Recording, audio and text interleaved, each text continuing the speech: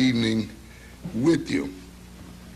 I'm going to talk a bit about a number of topics. There are so many things that relative to concerns, but I'll sort of focus it around what I see as a challenge to Afrocentric education, the kind of thing that you're attempting here, what kind of challenges we face. I'd like to start off by quoting from an article in the New York Times Monday, August 31st, which I'm sure many of you, being well informed, read, but I'll just sort of repeat some of the areas. It was entitled, "Black Child's Self-View is Still Low, Study Finds." The repeating of a landmark study shows that feelings of racial inferiority among young black children are as strong now as they were 40 years ago, researchers reported yesterday. But they said black children can be helped to develop greater self-esteem through efforts by teachers, parents, and changes in the way and television. And it goes on to indicate about 2/3, the new studies involved asking children which doll they prefer, a black one or a white one. About 2/3 of the black children preferred a white doll. Many of you, of course, will recall this is a recapitulation of the famous Kenneth Clark study. And you'll probably recall, either through your reading or in terms of your past experience, that that study was very instrumental in influencing the United States Supreme Court to rule against segregation, the famous 1954 decision. And it's interesting now, of course, and I believe that study was done in around 1948 or somewhere in the late 40s, actually. So it's interesting to see this study being replicated some 40 years later with essentially the same results. And I think when we think about it very deeply, it has some very serious implications. Of course, essentially, the results are stated in the headline, "Black Child's Self-View is Still Low." Dr. Kenneth Clark, Professor Emeritus of Psychology at the City University of New York, who along with his wife, Mamie, conducted the original study, called the findings disturbing. I find that a very interesting statement. What the children are telling us, this is Dr. Clark speaking, is that they see their color as the basis of self-rejection, he said. "We try to hide the damage racism does to black children, but the damage is there and will continue as long as racism continues."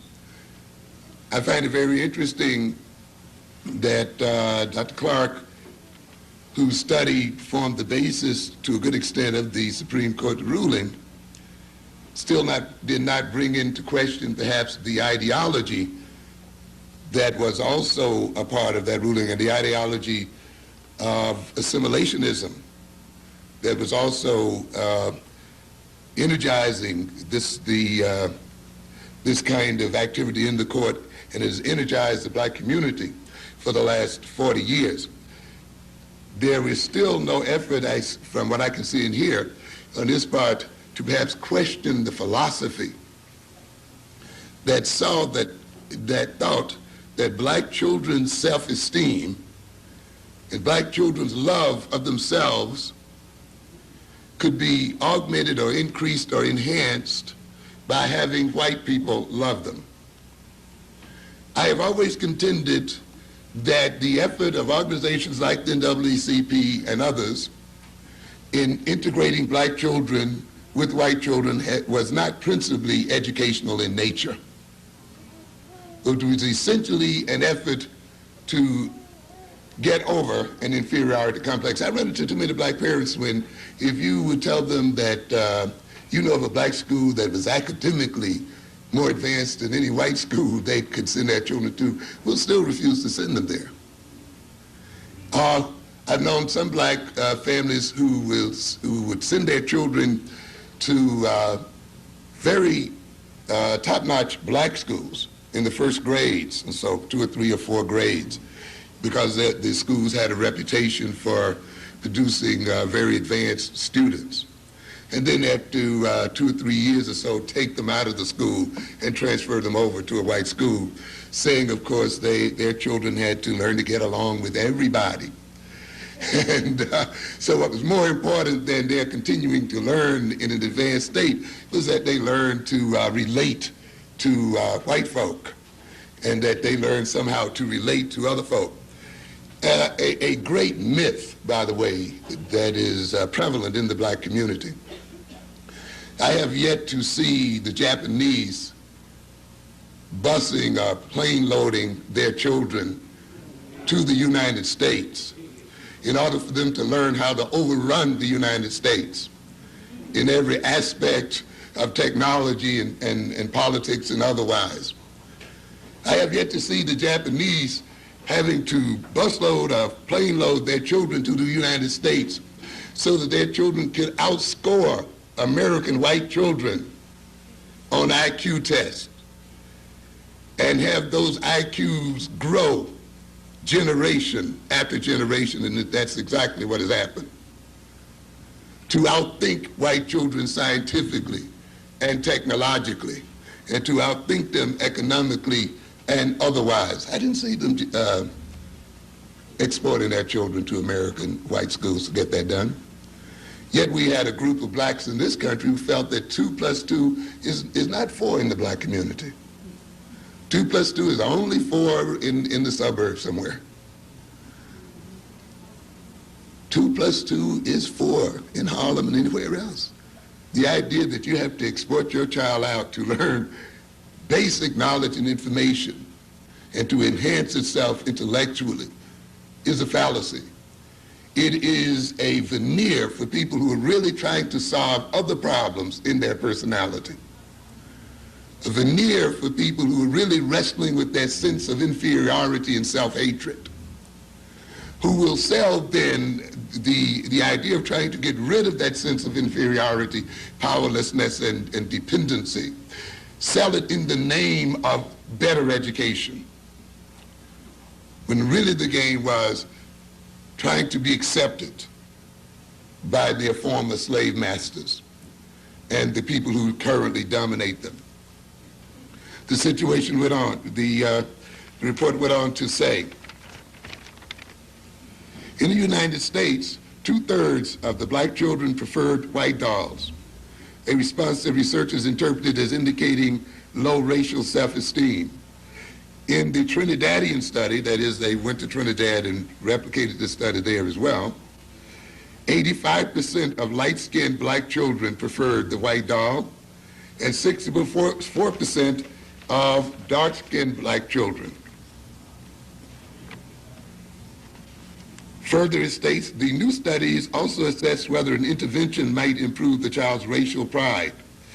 After testing the children, the psychologist spent half an hour with the children trying to alter their attitudes. For example, they praised the children who had chosen black dolls and ignored those who chose white dolls. And the children who chose the black dolls were asked to say their dolls had traits such as being pretty, nice, and smart. When the children were then asked the same question in the second test, 2/3 of the black children and 2/3 of the white children as well expressed a preference for the black doll. The idea here, this indicates then that this sense of inferiority can, of course, be educated out of children, and that a correct cultural education will remove, to a good extent, this inferiority complex that has been inculcated in black children. It would indicate then if our children and if we as a people have an inferiority complex, it is one that has been deliberately induced.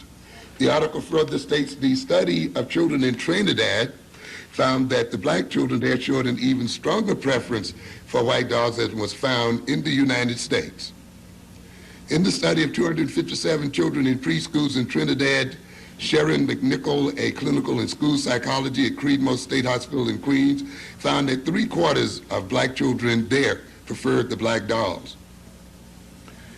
St. Elmo Gopal, Secretary General of the Trinidad and Tobago Teachers Union, said at a news conference at the annual meeting, even in Trinidad, where 85% of the people are black, we have a black government, we have not recovered from 400 years in which blacks knew the white man as boss. A very interesting statement.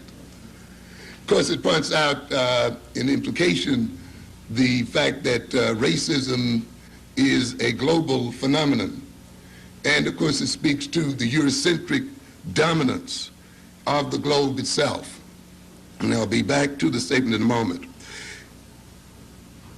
Here we see then, after 40-some years from the Kenneth Clark study, about 33 years after the 1954 Supreme Court decision, that our children, and I would also state our people, are still suffering from an inferiority complex. At the time that Justice Jackson is running for president and Judge Marshall is sitting on the Supreme Court and Bluford is flying to the moon somewhere in McNair, and now a black woman is preparing to go and explore space. At the time that there's been an election of black mayors and other officers across the country, at the time perhaps when there's been an increased number of black faces on our TV sets and various black achievements, we still find as much black inferiority as it was some 40 years ago. This, I think, has serious implications. I think it makes us question whether segregation itself was really the cause of the feeling of inferiority in black children and in black people, as we thought. It'll make us question also what I think was a naive belief, that if we integrated with the whites, somehow they would stop seeing us as people of color or as black people. If we integrated with the whites, somehow the world would stop dividing itself up in terms of race, that somehow the world's division of itself in terms of African people and European people, black people and white people and so forth would somehow end. I think this study clearly implies then that this is not the case. I think it implies on a deeper level that inferiority in black people is a political and social necessity. I often, in speaking to my colleagues and others who are interested in psychology, and of course in the current book that I'm trying to develop now, get across the idea of how black psychology differs, particularly black psychology at this time, differs from Eurocentric psychology. And I think one of the major ways that it differs from Eurocentric psychology is that when we talk about abnormality in the black personality, when we talk about feelings of inferiority in black people, feelings of self-hatred and self-alienation, feelings of incompetence, feelings of powerlessness and so forth that we hear a lot about, we must recognize that these feelings are a political and economic necessity. And we should start from that premise if we are to understand the psychology of black people. I often put it this way. In order for us to be in the state that we are in today as people, we have to be out of our minds. We literally have to be crazy. It is necessary for us to be crazy. It is necessary for us to be backwards. It is necessary for us to be maladjusted. It is necessary for us to be disunited. It is necessary for us to be self-hating. It is necessary for us to be filled with an inferiority complex. In a world where the European is essentially about 10% of the world's population, If that 10% is to continue to rule over the other 90%, it must keep that 90% out of its mind. It must keep that 90% in a state of deception. It must keep that 90% filled with a feeling of powerlessness and incompetence. If this 10% is to continue to consume more than 60% of the world's resources, if this 10% is to continue to rob African, Asian, and other nations of their material wealth, then it must keep those people in a state of maladjustment. And this implies then that no matter how much integration you may bring about, the feeling of inferiority must be a constant in the black personality. No matter how many people you run for president, no matter how many mayors you get elected, no matter how many people you get on the board of IBM and the others, the basic sense of inferiority, the basic sense of dependency must remain a constant in the black mind. And I will indicate this, and I think this study, which occurred now some 40 years later, shows this to be the case. Dr. Clark shows surprise that after all of this time, this feeling is still there. I would not, and I don't think any student who's basically looked at the necessity of black people being out of their minds as being the foundation of European dominance would not be surprised. I think it was quite predictable. Remember, these children have this feeling of inferiority basically from the end of their second years. You can pick up this sense of inferiority as early as 3.5 years old. So it starts very early. And I'm still working through my mind the implications of that finding. We are talking about preschool children, not only children that are in school, but children who are having this feeling prior to school. This would, of course, indicate that to a degree that our environment is saturated with racism through TV, through the various media, through the pictures our walls, through the unconscious and conscious state and influence the child's behavior and attitude starting in the womb itself. And I often start my developmental classes not with the prenatal period and how egg meets sperm, but with why do you have children in the first place? Because the reasons you have children will influence their development. It will influence them from the time they're in your womb until, of course, the day they die upon this earth. It would indicate then that to a degree and in some way the black community itself has been induced in helping to bring about a feeling of inferiority in its children. To a good extent, it is not so much the actions of racism that destroy us. The discrimination by white folk and Europeans, the kind of hatred that they express toward us as people that destroys us and gives us an inferiority complex. It is to a good degree how we as people react to these actions. Whether we believe the propaganda or not, whether we believe what the European actually has said. We cannot often control the behavior of other people, but we do have a greater control over how we react to that behavior. And to a good extent, the challenge of an Afrocentric education is to educate us in our tendencies to react. To a good extent, it would mean that the actions of racism apparently have induced some of us to accept racist propaganda and to really believe it, to internalize it. Once we internalize the propaganda, then we become social agents for the racists themselves. And to a good extent, then, the black family, once it internalizes the propaganda of Eurocentric racists, becomes a social agent for the racists and begins to produce the kinds of children that the racists want from the time of conception onward.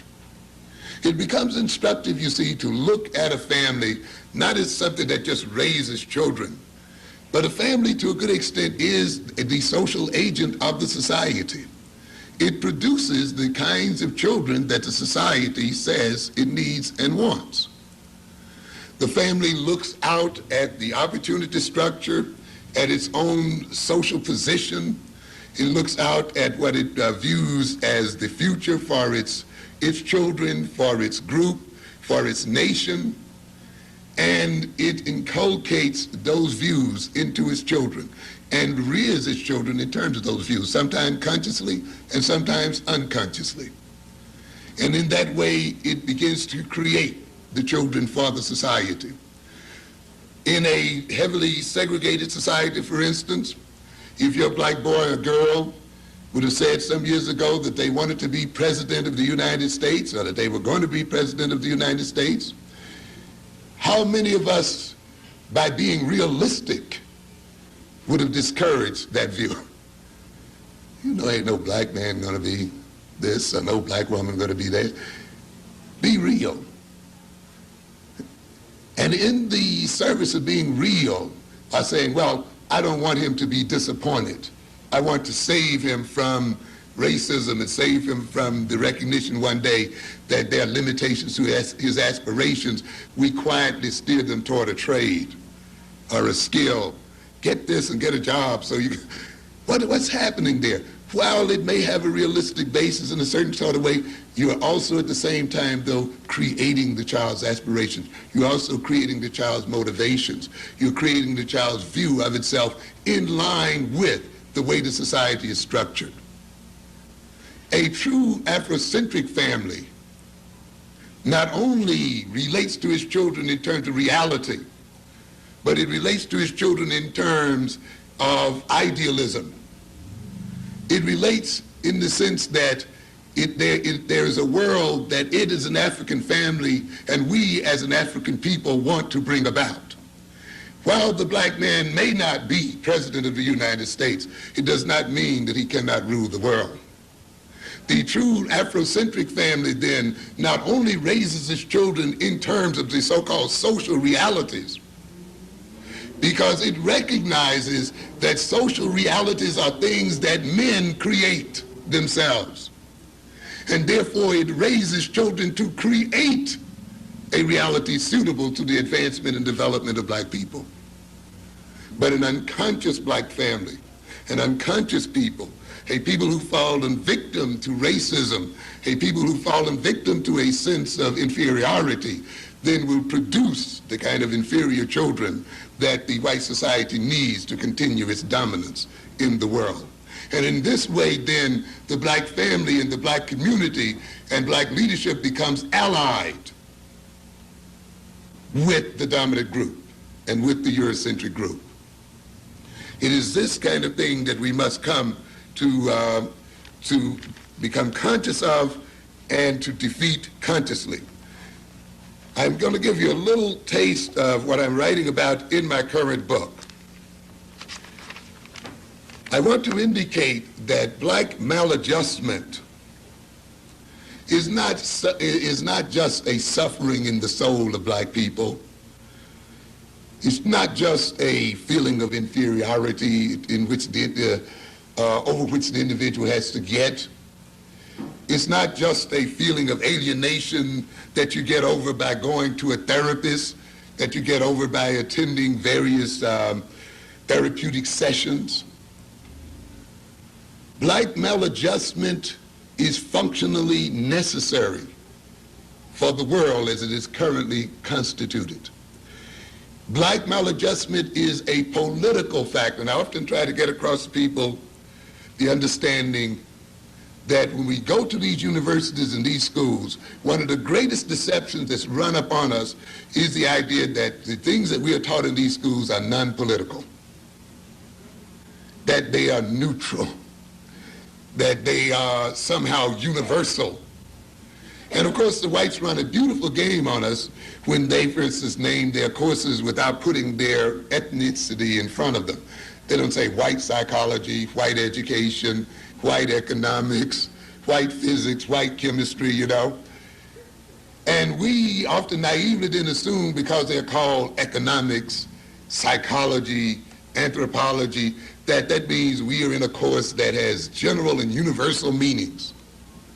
And we are made to think that we are odd when we call a course Black Studies, that there's something wrong with it. But every course in the American college and university and in the American educational establishment is a course in white studies, ladies and gentlemen. And every course in every discipline is designed for essentially the same thing, to maintain white dominance.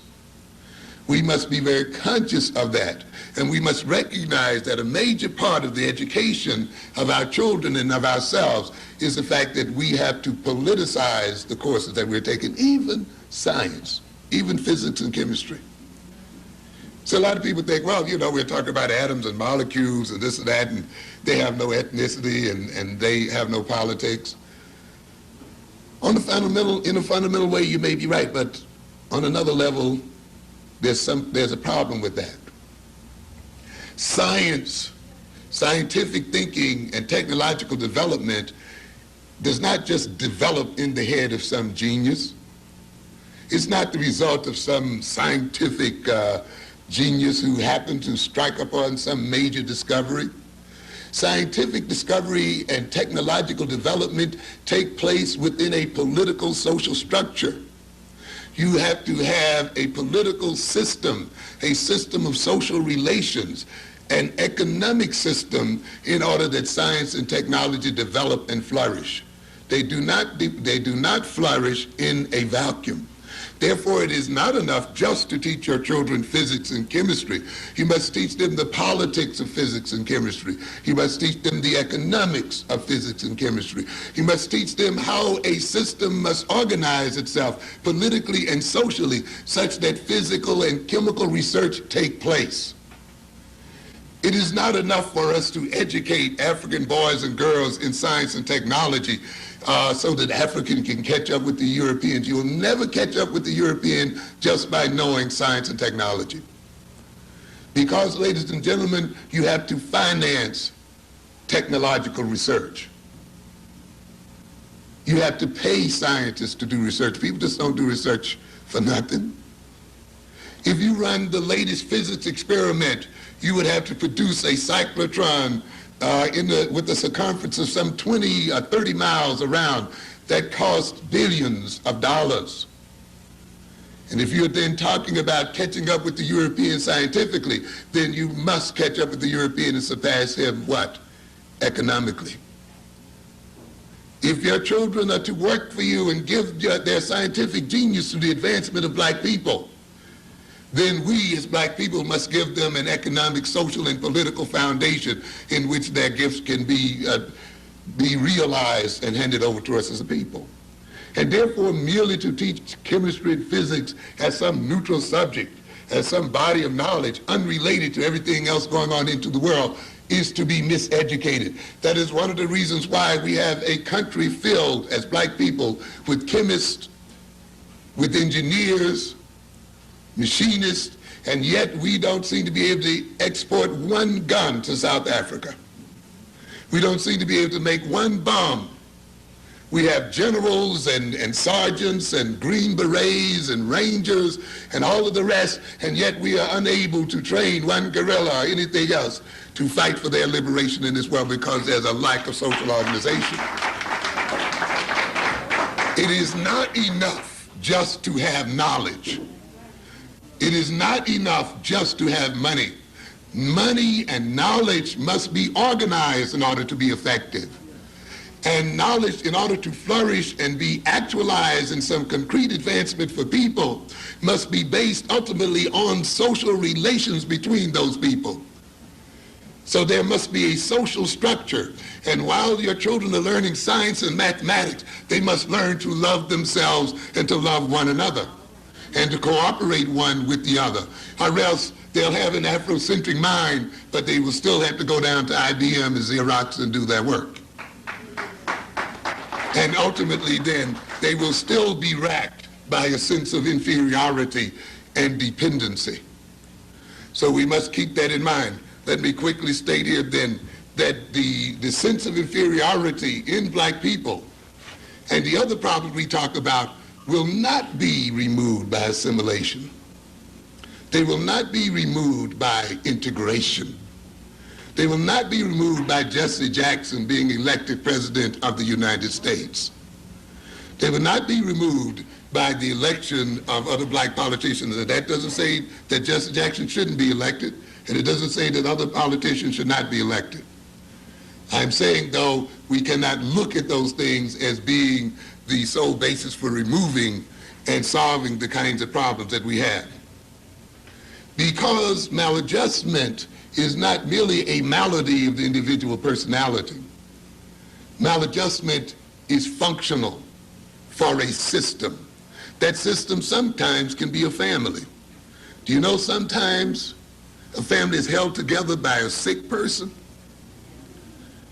It is a scapegoat, a quote-unquote black sheep around which the family defines itself. Sometimes a husband and wife keep a relationship because one of them is sick. And when one goes to the psychiatrist somewhere and try to get better, decide that they're going to change their life, the relationship breaks up. And often families will subtly pull a member back into alcoholism and other kinds of problems as a way of maintaining itself, even though it may be claiming aloud that it's really concerned with getting the person well. Because often the sickness of one individual works to the advantage of another one. And I will say then, when you see a society producing a lot of illness, the illness must be functional for that society. The sick people must be playing a very valuable role in that system. In other words, people don't drive you crazy for nothing. There's some benefit involved. Let me read this section then. The question that often goes unasked or unanswered from a general theoretical point of view is one that's asked, what familial societal role is played by the maladjusted personality? Why are we sick and why do we have the inferiority complex that we have as people? If the maladjusted personality is created and maintained by a social system, whether that system be dyadic, that is a system where there's a relationship between two people, familial or society, then it is reasonable to assume that such a personality, that is a maladjusted personality, is created and maintained because it is needed, because it is essential to the functioning of that system or some segment of that system. The maladjusted personality is created and maintained in service to another. I've often said, of course, one of the problems we have as people is that we are a created people. We are a creation of the Eurocentric Dr. Frankenstein, and we have been created to serve the purpose of Europeans. One of the major goals of an Afrocentric education and of Afrocentric development is that we become self-developed, that we determine what our personality traits will be, that we determine our destiny and our direction, and not be determined by our reactionary relationship to some other people. Often a maladjusted personality is created and maintained in service to parental and familial self-image, to societal, economic, political values and goals. If the maladjusted personality is a defensive and avoidant one, and such defensive and avoidant tendencies are deemed neurotic, then they are created to defend the individual against neurotic demands and to protect it, to help him avoid a reality that is painful. However, that doesn't mean that the individual is not engaged also in serving the society. Often we look at a neurotic person as a defensive personality, as a personality that is avoidant. It seeks to avoid certain responsibilities and certain reactions and certain realities. We must also see, though, that personality in defending itself, in avoiding certain realities, actually serves another group or another person. I was doing a lecture here on self-hatred. And in the very first lecture, I dealt with the image of the blonde, blue-eyed Jesus. And I made the statement that you had to beware of a church such that when you walk into it, the first thing you see is a blonde, blue-eyed Jesus back behind the altar. That church is lying to you, and that church is going to help send you to hell. How did I say that? Because first of all, there's nowhere in the Bible that a description of that Jesus has ever been given. And secondly, that Bible strictly states that graven images should not be made, and it's done. And one minister jumped up, offended because of that statement, and took the statement personally. And I'm a minister in the such and such a church, and I took a course under Dr. Cone at Columbia University, and just laid it all out for me, and objected to it as if I were attacking the minister directly, when I was dealing with the concept, and I was dealing with the psychology of having gods painted in alien forms, and how that induces self-hatred and maintains self-hatred in the people. How praying to a white man is damaging to black people, and how thinking of God as a white man is damaging to black people. I'm dealing with the concept here. Yet she felt a need to defend what she thought of as herself and her profession. But in defending herself, she actually defended the system. She actually defended the status quo. And many of us then, as neurotics, you see, as we engage in our neurotic and maladjusted behavior and defend our egos and defend our vanities and defend our prides, actually support and hold up the system. Parent or justify the abusing family. And how we, in many instances, end up justifying the system that abuses us. Integration itself indicates that, wanting to live and be loved and lay around with people who destroyed us and enslaved us and given us the greatest pain in the world. Sometimes what we call in psychology the love of the aggressor. The people you want to love most are the people who've done the most damage to you. Unhealthy personalities cannot be created by healthy environments. Since the unhealth of an individual or group can result in the relative health, wealth, security, and power and sense of identity of another individual or group, then it serves the interests of the latter group. In other words, the unhealth of the black community serves the health and wealth of the white community. Just as the sickness of the drug addict serves the health and wealth of the pusher.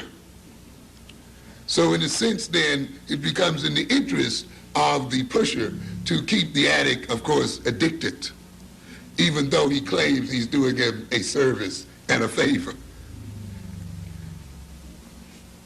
The latter group becomes dependent, that is the unhealthy group, comes to need the unhealthiness, and that is the dominant group really becomes dependent and comes to need the unhealthiness of the former.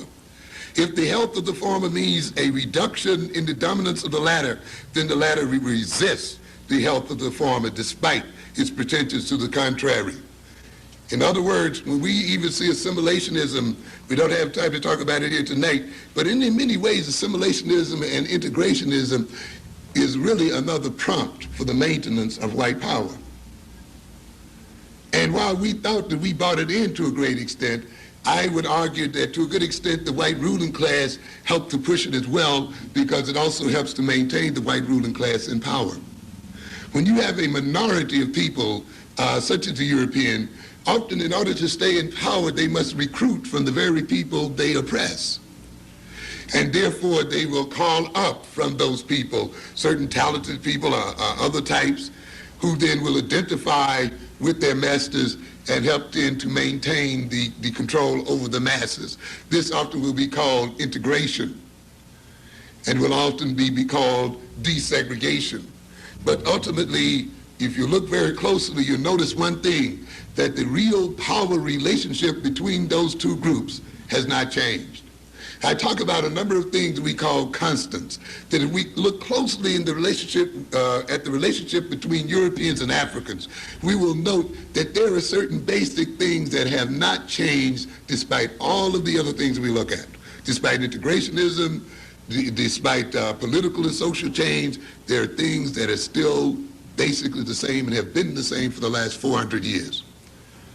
The real power of black people, particularly if you talk about military power, has not changed fundamentally since the very time we met the European. You may find African countries now with jet planes and tanks that they've bought from Europeans, by the way, and still have yet to make. And you may think then that the Africans have entered into a modern era in warfare and so forth. But I would dare say that there's not a single African country that could really protect the interests of black people against European power, particularly as that power moves out into space and can rain down on the African continent bombs and laser weapons and other weapons of various types. And African countries having no anti-ballistic system, no Star Wars system, no system to fight war in space, is literally defenseless. And yet they may fly the latest American jets, and in the face of American and European war power, we are still ultimately defenseless. That has not changed fundamentally in 400 years, ladies and gentlemen. The European economic control of this globe fundamentally has not changed either. The European control of information has not changed fundamentally either. The European control of definition, the definition of reality, the definition of what is and is not, has not changed fundamentally either, and that has been the case for a long time. The European tendency to degrade things African has not changed as well. You may now have a degree in computer technology.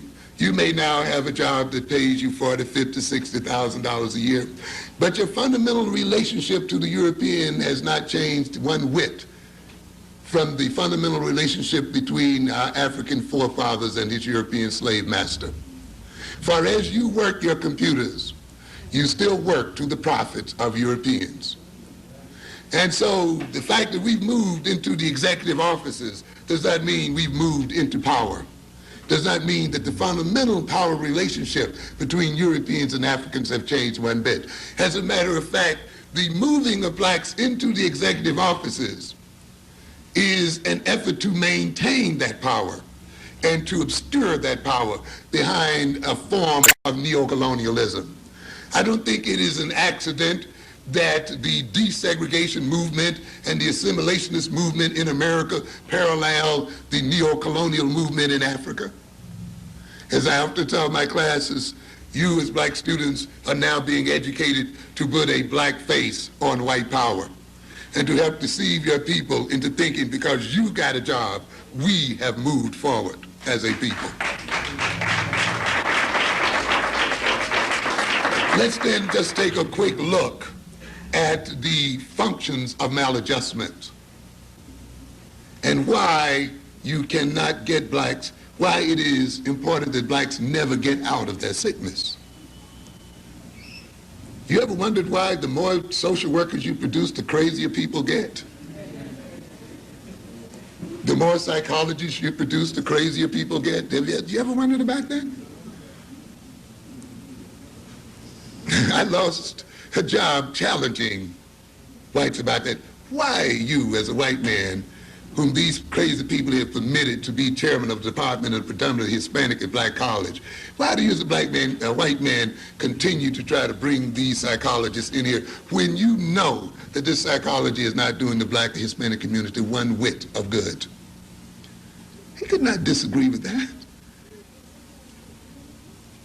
How do you pretend to judge the qualifications of black people for teaching other black people and Hispanic teachers and Hispanic students. When you admit every day in the New York educational system that you don't know how to educate black children. We have a group of people who lament about their inability to educate black children, how black children are so-called uncontrollable and ineducable and all of that, and yet they want to sit on a board and determine who is qualified and not qualified. We have this insult downtown where these white dogs are going to try to determine who should be the chancellor of New York City schools, and yet have admitted that they cannot educate black children. And we'll sit there and let them try to lay the foundations and tell us what the credentials of an educator is supposed to be. How do you qualify to tell us what the credentials of an educator is supposed to do? You have not demonstrated that you are capable of educating black people, but yet there are a lot of us who want to sit back and talk about standards and degrees and all this other nonsense that the people who clearly admitted that they failed have laid upon us. And yet we have a lot of this going on in the system. But this kind of stuff must happen if black people are to continue to be subordinated. How is it functional? The captive African maladjustment justifies European dominance and exploitation. Because we are crazy, because we are criminal, because we are addicts, because we are that, the Europeans have a right to put their police in our community. They have a right to run the welfare agencies that keep us crazy, by the way. They have a right to intrude into our cultural families and personal lives. Why? Because, you see, they are maladjusted. They have learning deficiencies. They have this and that. Therefore, we're coming in to help and treat them in some sort of way. We are bringing in foreign aid. We are calling on the IMF to study and regulate their national economies and so forth. So you will see the so-called sickness and dependency and lagging in development and all of these other kind of things every day are justifications for the Europeans to intrude upon African life and seek to control that life. And when we accept their definitions, we accept their dominance. We ask for their dominance, and we see their dominance as some kind of aid to us. Yet when we look some 40 years later, we are in the same position or in a worse position than before. How do we solve it? Asking more of it. Well, let's get more degrees. Let's see that the teachers get more degrees. Even though the more degrees they get, the worse the education has become. But what's the solution? Send them back to school for some more. The more money that's been pumped into school, what happens? The worse the education has got. What's the solution? Let's put more money into school. Idiotic solutions all over the place. But you see, you cannot expect a neurotic to think normally. That's the essence of being what? Neurotic. If you thought normally, behaved normally, you wouldn't be a neurotic, would you? So being maladjusted justifies European dominance, rationalizes Eurocentric treatment, as I just said, of African people, and thereby reduces their guilt and self-condemnatory feelings for behaving toward the African in ways contrary to their stated political and constitutional, ethical, moral, religious principles. You know, these great Christians and these great people who believe in equality. How do you believe in equality? You know, the greatest problem in this country was, how do you believe in equality of man and yet enslave a group of men? How do you believe in this and mistreat and discriminate? In order to get out of that dilemma, then, you must make those people what? Less than men, less than human. You see? So then in that way you can justify what you're doing. They're not fully human. They're not fully men. They're not fully intelligent. They're not fully capable of self-government. They're not fully capable of guiding themselves. Therefore, it's only incumbent on us, those of us who are lucky enough to be more intelligent and divinely sent to rule over men, to take care of them. It is incumbent upon us to take up what? The white man's burden, which happens to be the black man. But actually the other way around is we have to carry them as a burden. The maladjustment of black people maintains Eurocentric self-esteem, self-definition and identity, self-concept, sense of security. and control, since the captive African's debilitated state, debased and degraded nature will not permit him to successfully overcome such dominance.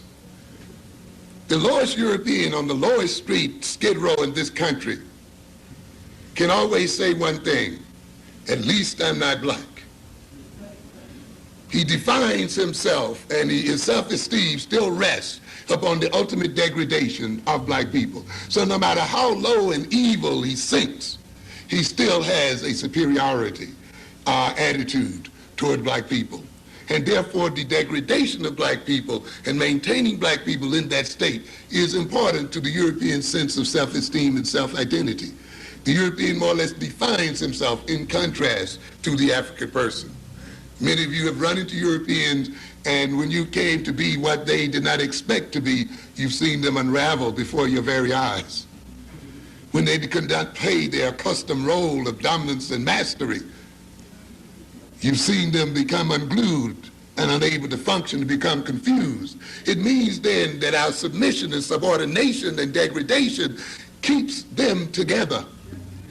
And therefore it is necessary for them to maintain this degraded state in black people in order to maintain their sense of self as a people. And by maintaining us in this debased state and degraded state, they therefore maintain their security, because as long as we think neurotically and maladjustedly, then we will not be able to think in a way that will ultimately defeat them as a people and ultimately destroy them as a people. And remember, we're talking about people who are a minority in the world, and yet who must protect their interest. Black maladjustment induces the captive African to engage in self-defeating behavior, which relieves the Eurocentric establishment of having to impose direct militaristic oppression and to blame the victim for his own predicament.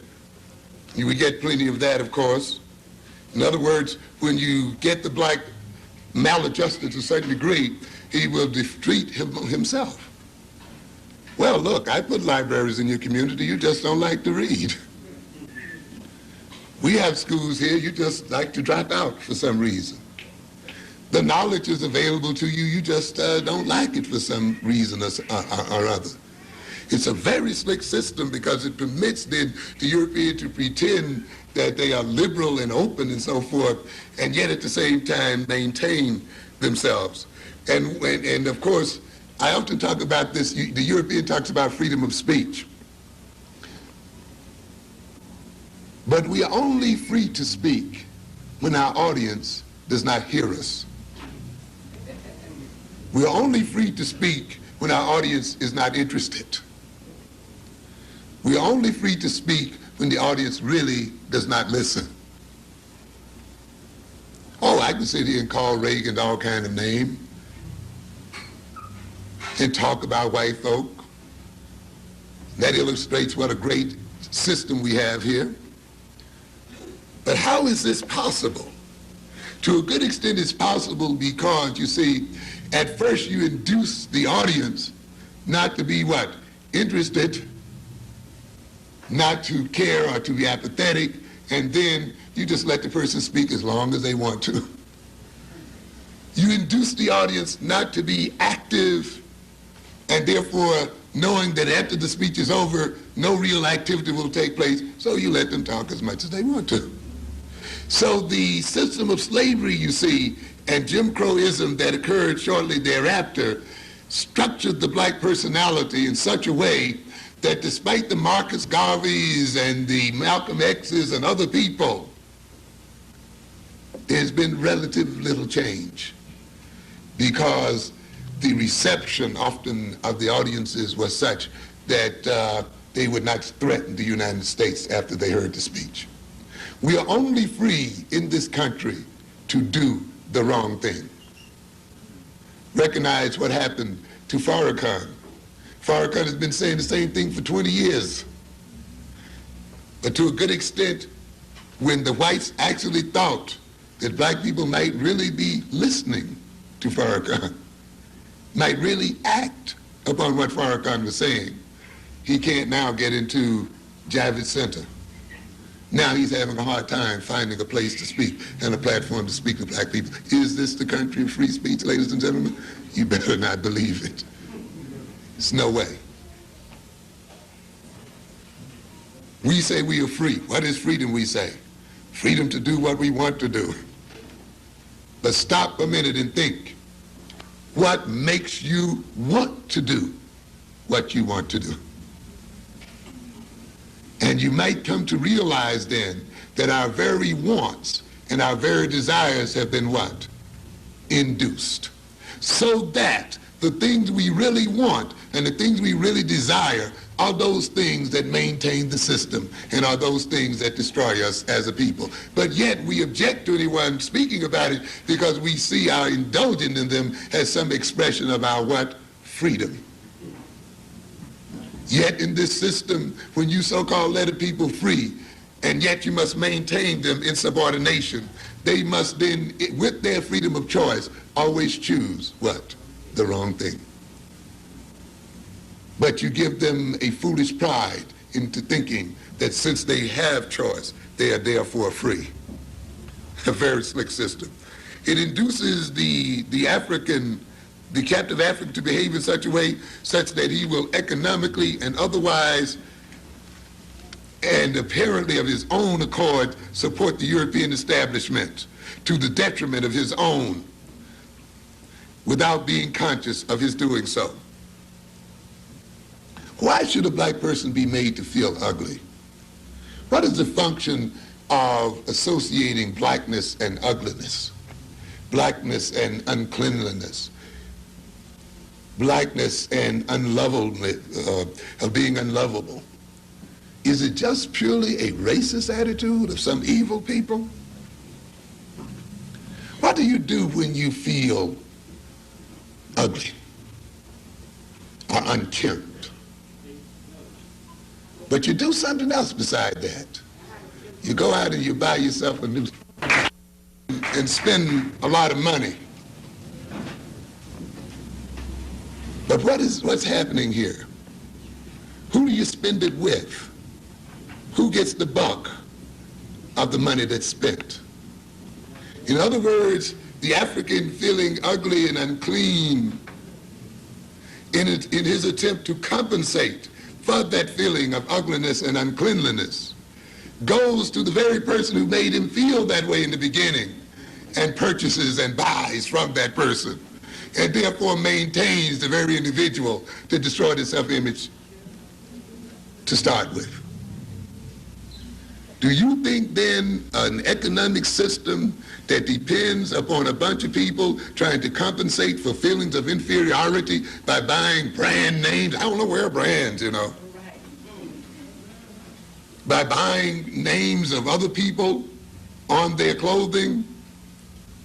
Do you think that system is ever really going to let you out of that feeling of ugliness? It can't. It's economically dependent upon that feeling, ladies and gentlemen. If we were made to feel naturally beautiful, don't you know we would destroy the cosmetics and industry?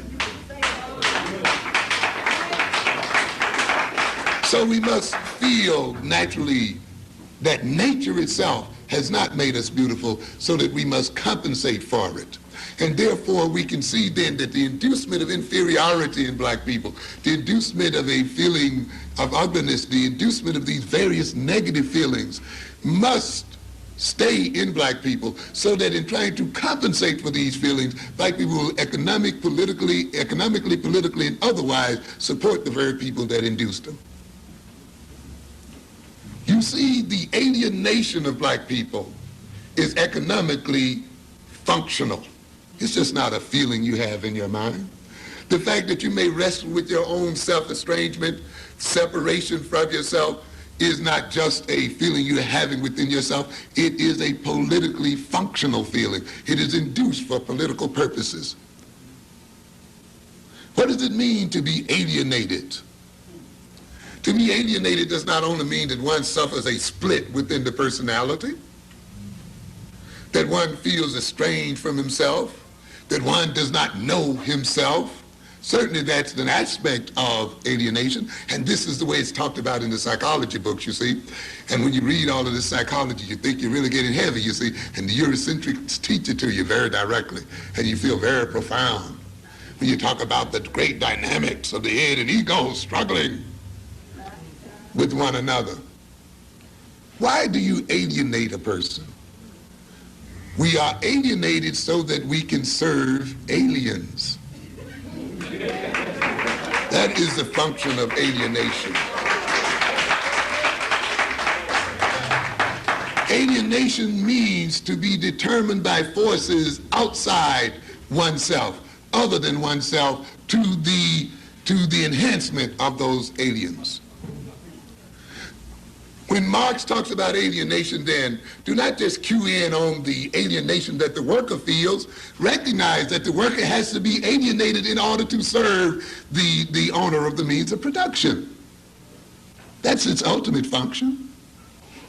You will recognize then, an alienated people can only spend money with aliens. They can only support aliens. They can sit here and support these Koreans and these Arabs and these Indians and everybody else but a black person. They can support everybody's families but their own. They can give jobs to these people's uncles and aunts and sisters and brothers and children, but they cannot give jobs to their own children. They can feel good when they give all of their money to Bloomingdale's and these other places, but they feel cheated every time they trade with a black person. You have to be alienated for that reason. That's why we alienate. And do you think the white man intends to turn that feeling of alienation loose in your heart? You are dead wrong. No matter how often you go into a boardroom, no matter how high you move up into the white hierarchy, because alienation is functional for white power and functional for white economic, social, and political dominance.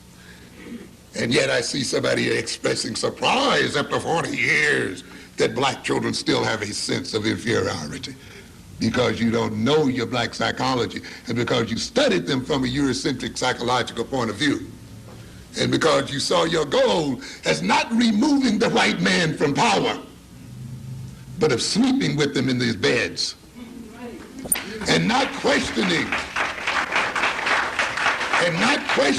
the evilness of his system, but of wanting to share in it. We never had a national debate. Who gave the NAACP the permission to go out to court and talk for black people in terms of equality? Equality with whom? We should have debated that. That's a moral issue. Equality with the slave master? Equality with exploiters? Equality with people who, every time they stepped on a continent, destroyed and degraded the people that they dealt with?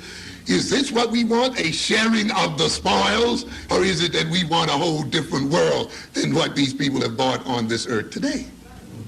But we were diverted from asking that fundamental question. We were made to think simply because we were getting paid less than white folk, our problem would be solved merely by getting equal pay. But the problem is much deeper than that, ladies and gentlemen. But that too is a part of the illness, you see. So then the maladjustment is used and is induced in the African to engage in self-destructive behavior so that he may annihilate himself, or that his demise can be permitted or enacted without triggering Eurocentric guilt and without costly resistance. It was induced to permit the European to perceive himself as naturally superior, to protect the European from genetic annihilation. While I'm on that subject, let me just mention one quick thing here about genetic annihilation. Some of you saw this, I'm sure. U.S. News and World Report, June 22nd, 1987. What does it say here? Are we having enough babies? You know whose question that could be. Of course, this is a piece done by Ben Wattenberg. Some of you might have seen him at various places, and he's doing a very interesting thing now. He wrote a book called The Birth Dearth, indicating, of course, that not enough white people are being produced in the world. And So he starts here, what's happening today has never happened before. It will dramatically change the U.S. and the world in which we live. Over the years, I've heard businessmen, diplomats, government planners, and parents all begging for the same thing. No surprises, please. This book, a speculation about the future based on current trends, is an attempt to deal with that plaint. Forewarned is forearmed. What is happening is this. For about a decade and a half, the peoples of the free, modern, industrial world, that includes the U.S., have not born enough children to reproduce themselves over an extended period of time. We had a baby boom. Now there is a birth dearth. I believe that the birth dearth will, in the near future, begin to cause turbulence at every level of our economy. I believe, too, that the birth dearth will leave in its wake tens of millions of unhappy adults who will end up with no children at all, or fewer children than they really wanted, or no grandchildren, or fewer grandchildren than they had hoped for. I believe the demographic and immigration patterns inherent in the birth dearth will yield an even smaller proportion of Americans of white European stock. This will likely cause more ethnic and racial tension and turmoil than otherwise would occur. That's what you see. People concerned with what? Their genes, maintaining their ethnicity, seeing it as an important fact and not trying to obliterate it the way we and our assimilationist people have tried to do, not trying to forget who they are, but trying to hold on to their identity. This is one of the challenges of Afrocentric education, by the way. And one of the things that we have to look at, what would happen if these Europeans begin to disappear from the face of the earth? What will happen if they decide that they are not going to disappear and want to make some other people disappear? How are they going to deal with their low birth rate? What are the political implications about that situation? It has very serious implications for African people. And these people are now getting ready to deal with it. I believe further, he says, that the birth dearth may well turn out to be of great harm to the broadest value we treasure. It will make it difficult to promote and defend liberty in Western nations and the rest of the modernized world. Talking about white folk, certainly couldn't be talking about us in terms of liberty. Primacy and prosperity. And he's talking about here, we live in a community of free and modern nations banded together in a loose but real alliance. These nations like to argue. They argue about strategic defense, about who will buy cars from whom, and about whose wine shall be subject to what countervailing duties. But beneath the bickering, something remarkable has happened during the last four decades. This community of free modern nations has shaped and molded the nature of the entire world, a direct admission of their role in the world, you see. We've shaped and what? Created the world. Now that is being what? Threatened. And what are we going to do about maintaining it? You think that these people are going to let you free? You've got another thought coming. Economically, technologically, culturally, geopolitically, and in many ways militarily as well. In other words, we've shaped it militarily as well. It's interesting sometimes when I see the Europeans talk about their boys being killed, and of course I was being killed along with them. They talk about ghettos being robbed, and others being robbed. But remember one thing, if you're being held up out there in the streets by knife or gun, it's a gun you sold to them. And if black boys and white boys are being killed in Southeast Asia, 9 times out of 10 they are killed by weapons sold to the very people that are killing them.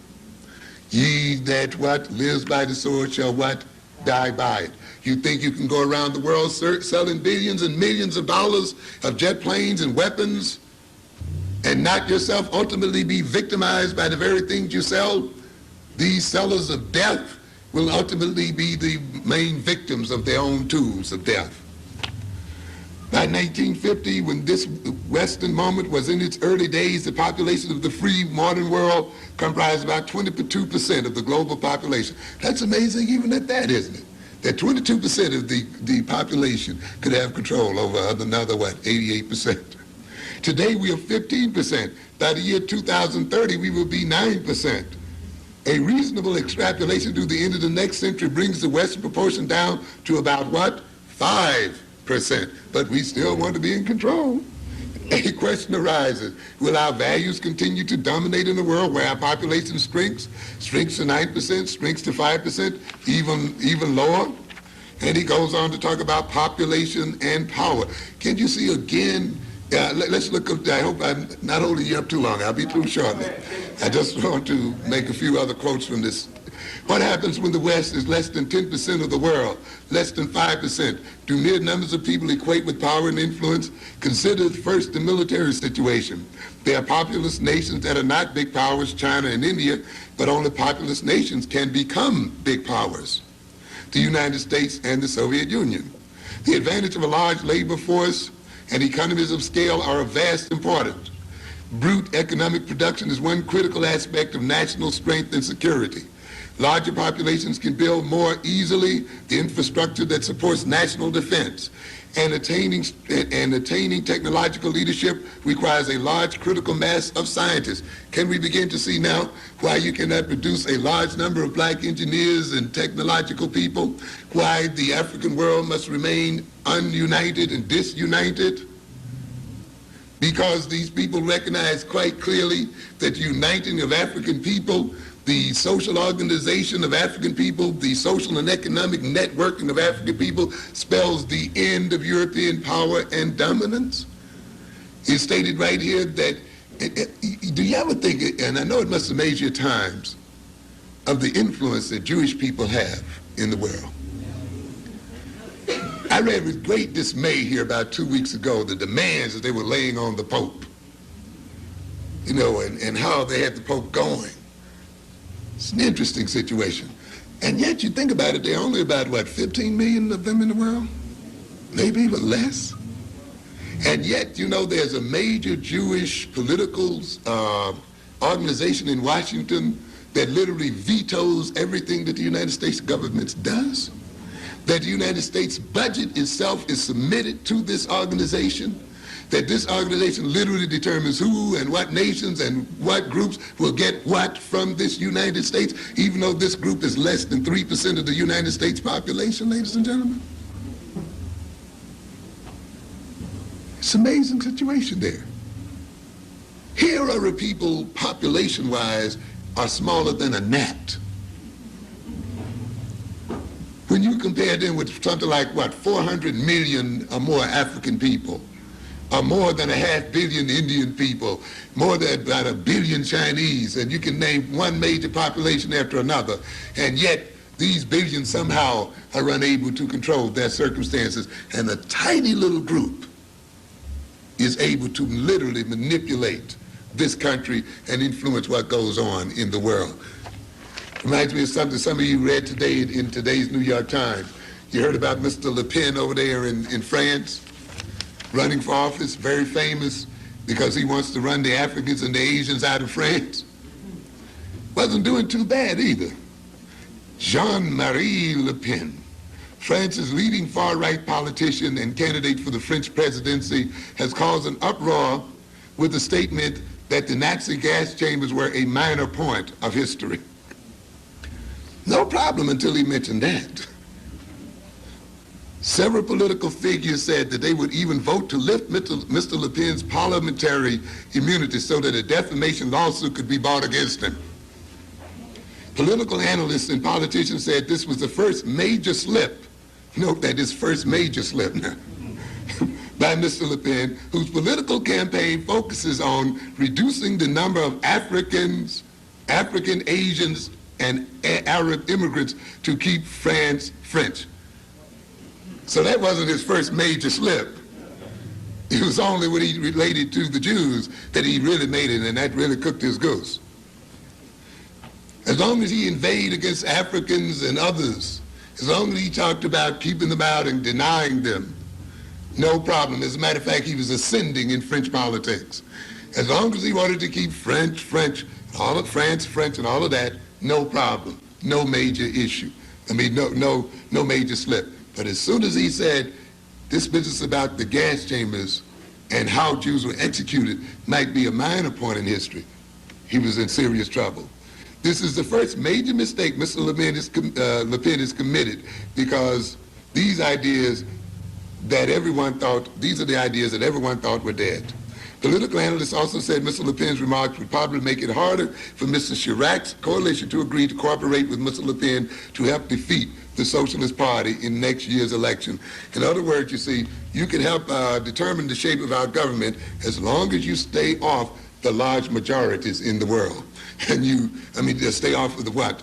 The minority, the true minority in the world. As long as you can defame black people and African people, you can help determine the shape of the European government, of the French government.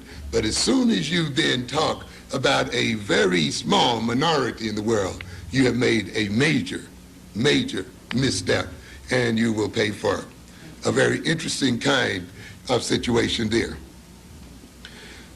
However, despite all of this, they ultimately recognize that if large populations were truly to unite and were truly to develop a national consciousness, were truly to approach the world in terms of cultural and nationalistic interests, they recognize ultimately then the power would have to shift.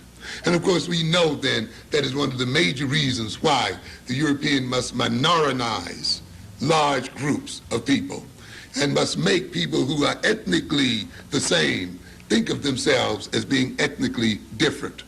On a larger consumer market, only a larger consumer market can support much broad-based industrial scientific innovation, which often spins off into the military field. And he goes on and talks about, later on he talks about, and culture counts. Values count. If the peoples of the world admire Western values and seek to adopt them, we are what? Stronger and safer. So you think then, with this kind of attitude, that African values will be permitted to flourish among African people if we leave it up to them to determine what values are there? There is another to be poor. Blacks and Hispanics have higher fertility rates than whites, although middle-class blacks have lower fertility rates than middle-class whites. Very interesting situation there as well. Have we, as black people, been so concerned with living in the European lifestyle that we've given up reproduction? No. Yet, many of us who are in the so-called middle class have done exactly that. This situation also illustrates the very deadly nature of European society and its very opposition to African values. You must recognize when you read Freudian psychology, at the bottom of that psychology is a critique of European society. A society that comes to hate sex. A society that sees sexuality as its enemy, as in opposition to civilization. A society that denies its gods sex and sexuality is a society ultimately that's going to be a deadly one. How can you have fear and hatred and antipathy toward the very source of life and not ultimately side with death itself? And I think one of the major reasons this society has become deadly and a threat to the life of the very world itself is that it has problems with its own sexuality. And it has problems with the very basic nature of man. It has such a problem then that those who have the most to give to children, you would think, in terms of wealth, knowledge, and so forth, are the very ones that what? Do not have them. There's a problem there, ladies and gentlemen. And it's interesting to note then that this is diametrically opposed to the African sense and to African values that look at life and growth and development as a great value. But yet we note as African adopts these European values, they will also adopt the deadly nature of Europeans to the point often of killing their own children or denying them birth or denying them conception in the first place. And now the European is beginning to see the result of the philosophy that they have put forth. What happens in America? He goes, and it's interesting to note that this is one of the challenges. Further, recent immigrants have higher fertility rates than other Americans. By the way, some of you might have read 2 or 3 years ago about the browning of America. The idea that the Hispanics are moving in so rapidly that at the rate they're going, they'll soon be America's largest minority. There will be more Hispanics in this country than blacks, and that at the rate they're going, we'll literally have a brown America. That's a major question we have to deal with too, ladies and gentlemen, by the way.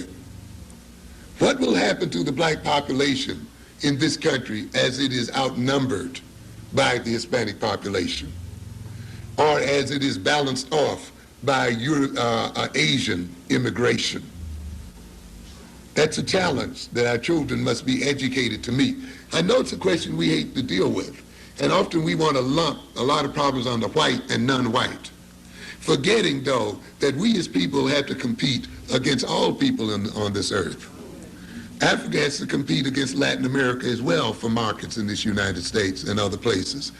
And we have to compete with other non-white people. And the idea then, and we just cannot let then other non-white people just function the way they want to without also looking at it in terms of what it means in terms of our own self-development, growth, and survival as a people. The influx then of Hispanics in this family, in this country, will have a major impact upon the quality of black life in this country. And I think those of you who, of course, go in the black community can already see that. Those of you who may go to Miami can already see it in very clear terms. And in certain parts of New Jersey can see it. And yet it's an issue that we don't want to face. The rate is less than that if illegal immigrants are counted. That and let me go back. Today, fewer than 20% of legal immigrants to America are of white European stock. The rate is even less than that if illegal immigrants are counted in. There is little reason to think this will change. Birth rates in Western Europe are so low these days, there's hardly anyone left to leave. In other words, hardly any whites to come over anymore. Today, about 80% of the current total United States population is of white European stock. At roughly current rates of fertility and immigration, demographers Leon have projected that by the year 2080, the white European share of the U.S. population will be down to 60% and will be shrinking. With a higher rate of immigration, it will only be 50%. Very interesting. Reminds me of that movie, War of the Worlds, you know, when it looked like the aliens were taking over and then they died because of disease. Will the European die out? Will our problem be solved by their mere death? While we may take some pride in that if they don't increase the rate of babies they're having, we may be faced with another problem, though. Are we to get the European off of our backs only to have the Asian and others on our backs? So the idea that the European may die away or fade away should not give us too much relief, because we are still faced with the challenge of other groups exploiting us as well. What happens in America with birth dearth conditions under these scenarios? I think it will yield some unnecessary social turbulence. But it's interesting. I can't read you all of it because it's a long piece. I would hope you get a chance to read some of the pieces. I just want to indicate one or two other things when he talks about the time to pay attention and so forth. As I reflect on our situation, it seems that the real and lasting solution to our problem is not finally to be found in the realm of politics, the tax code, or the immigration code. Our central problem is in the realm of the spirit. An interesting statement, I think. For in the last analysis, it is our spirit that shapes our politics, our tax codes, and our immigration codes. So what we're saying, the spirit that indwells in people ultimately determine all of the other things. He goes on to say, but suppose we could re-inspirit this generation, he's talking about his generation of whites, to understand and take pride in the fact that they are a part of a remarkable, potent, productive, humane, beneficent culture. Well, what happens when we tell ourselves that as African people? We are engaging in what? Self-segregation? Superiority complexes of some kind? But yet this man recognizes that the survival of European people depends on what? Inculcating in their current generation a sense of what? Culture, a sense of themselves as a people. Not getting rid of their culture, not getting rid of their identity, not trying to emerge with another people, but building up a greater sense of identity, relating to each other socially, economically, politically, and sexually to maintain their dominance in the world. For in the last analysis, it is our spirit that shapes our politics, as he goes on to say. So suppose our young people came to know in the marrow of the bones that the West is, as Lincoln said, the last best hope of mankind. These deadly people, these people who threaten every bit of life on earth, these enslavers, these exploiters, still dare to see themselves as what? The last best hope of mankind. Very interesting statement. It shows, though, that whites must not only indulge in the deception of African people, but they must indulge what? In their own self-deception. The last hope of mankind, the last best hope of mankind. Suppose it was explained that only they can preserve it. They, who threaten to destroy it, can preserve it, and that there is something real to fear if they don't. If such a spiritual rekindling actually takes place among our young people, it might rejuvenate, even save a civilization that has been a long time in building, one of the shortest lived civilizations that ever existed on this earth. And yet, in that shortest period of time, has done more to destroy man than any other civilization that has ever existed. You talk about an Egyptian civilization that lasts thousands of years. And yet this civilization within a space of 200 or 300 years has killed and destroyed and raped and robbed more than all of the previous civilizations put together. And yet it dares to see itself as the last great hope of mankind. After all, it's not such a big deal. All it involves is having another baby. Is that right? I must wrap it up here. I like the concept of spirit. One of the things I talk about in my current book is the concept of spirit possession. And I'm bringing back some concepts. You know, when you get into Afrocentric psychology, you begin to see where some concepts that have been put down, and I'll be through in a minute, by Europeans are very functional in African psychology. One of the things that they like to talk about, of course, is this idea of spirit possession.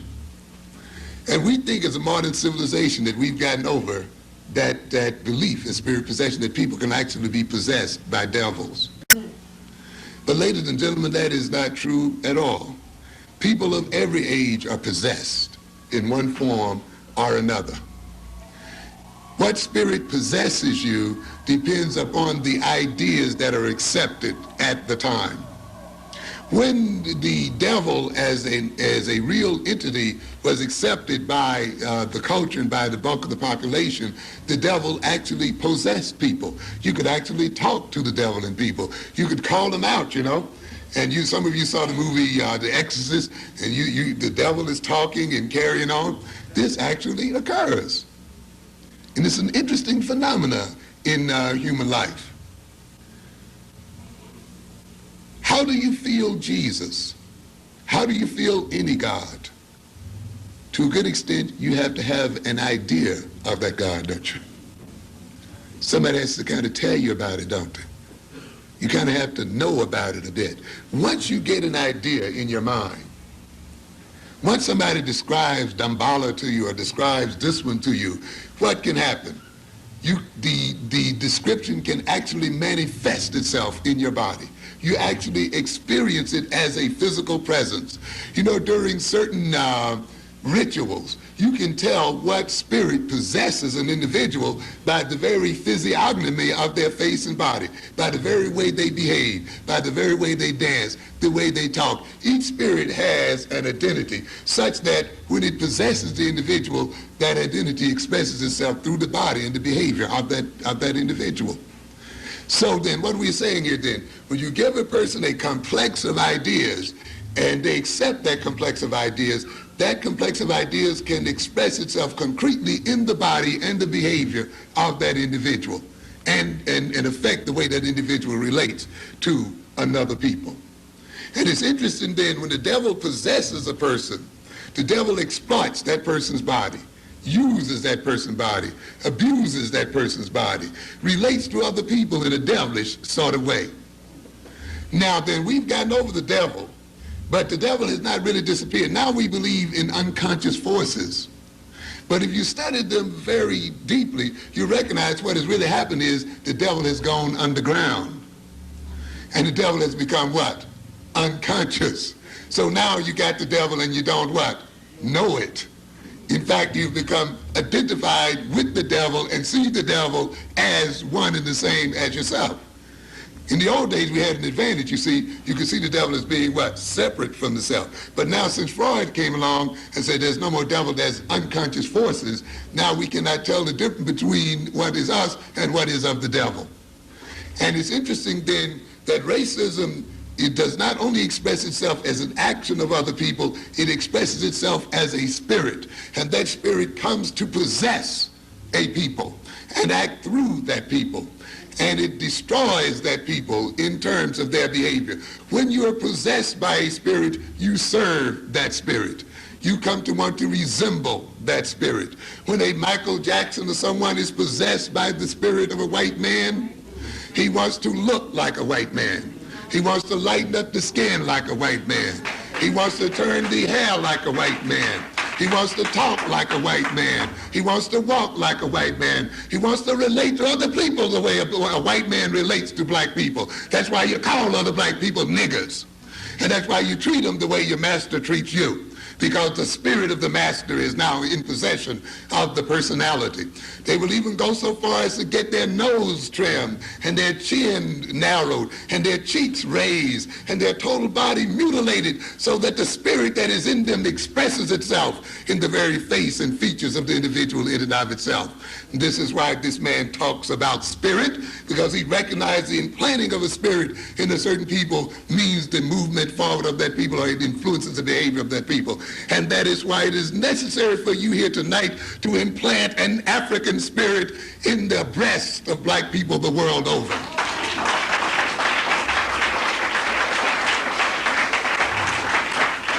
And once we are filled with that spirit, there is no room to be possessed by another spirit. And it means then that we advance the interests of our civilization. The European spirit can only possess an empty African personality. Nature abhors a vacuum. And as the African personality is swept out of us and sucked out of us, the European spirit is sucked in.